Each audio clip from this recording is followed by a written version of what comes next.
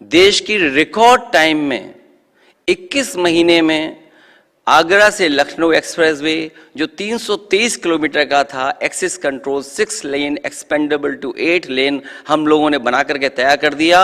और देश में पहली बार जब नेताजी के जन्मदिन के दिन मैंने उसका उद्घाटन किया तो एयरफोर्स के जो टेक्निकल सपोर्ट मुझे मिल रहा था उसका सपोर्ट लेकर के उस समय उस एक्सप्रेसवे पर सुकोई मिराज का टचडाउन किया। वो शायद देश का पहले हाईवे था जिसमें सुकोई और मिराज उतर गया। हालांकि हमारी सरकार चली गई, हम लोग सरकार नहीं बना पाए।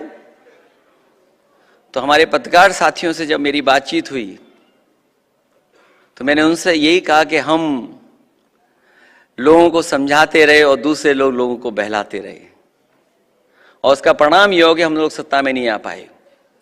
जो डिजाइन समाजवादियों की थी और उस डिजाइन को जब हम लोग आगे लेकर के गए, जिसको आजमगढ़ और गाजीपुर तक, आगे बलिया तक जोड़ने का जो हमारा काम था वो हम लोगों ने आगे बढ़ाया। दूसरी सरकार आई, खुशी की बात यह कि उस काम को रोका नहीं, उन्होंने बढ़ाया।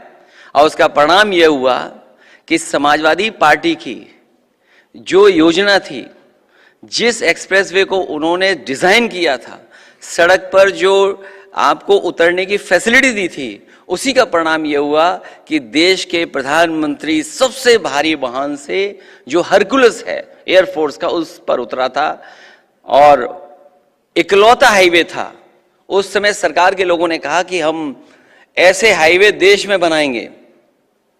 मुझे नहीं पता, आप बेहतर समझते होंगे कि आगरा लखनऊ एक्सप्रेसवे और पूर्वांचल एक्सप्रेसवे के बाद कोई अगर एक्सप्रेसवे बनाओ तो एक आध तो बना हो, वरना इस फैसिलिटी के साथ कि इमरजेंसी में कभी फौज को हमारी जरूरत पड़े तो ऐसा हाईवे किसी ने डिजाइन नहीं किया। ये तो किया ही किया, लेकिन जो एजुकेशन में हम बदलाव कर सकते थे उस समय हम लोगों ने करने का काम किया।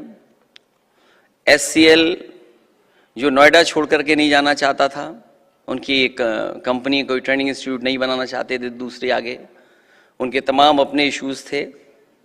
जब मैं सरकार में आया सबसे पहले उनको बुलाया, मैंने कहा कि मैं चाहता हूं कि आप लोग लखनऊ तक आएँ, क्योंकि यहाँ के बच्चे भी जो न केवल यहाँ उनको तकलीफ होती है पढ़ने की, बल्कि यहाँ से जब वो बाहर जाते हैं तो अपने परिवार के लोगों के बीच नहीं रह पाते हैं। कोई बेंगलोर जा रहा है, कोई हैदराबाद जा रहा है, कोई चेन्नई जा रहा है।